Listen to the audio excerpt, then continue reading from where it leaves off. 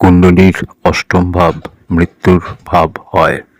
আয়ুর বিচারও এখান থেকে করা হয়। এইভাবে যদি কোনো পাপ গ্রহ বসে আর তার উপর কোনো পাপ গ্রহের দৃষ্টি পড়ে তাহলে এটা ভালো না। ধরা যাক অষ্টমে রাহু বসেছে আর তার উপর মঙ্গলের দৃষ্টি পড়ল।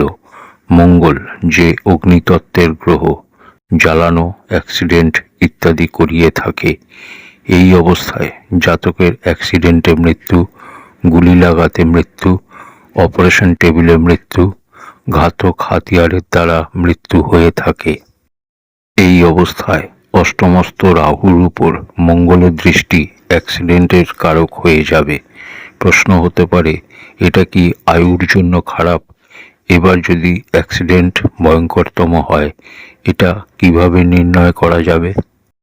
জাতকের জীবনকালে যদি মার্কেশের দশা চলে আর গোচরের স্থিতিও যদি মারক হয় তাহলে নিশ্চয়ই আয়ুর জন্য খারাপ হবে। কিন্তু সাধারণ পরিবেশে ভয় পাবার কিছু নেই। এরকম নয় যে এটা মৃত্যুঘাতী হবে। সামান্যতম চোট আঘাত লাগতে পারে। এই থেকে সাবধান থাকুন, বাকি কোনো চিন্তা করার কারণ নেই।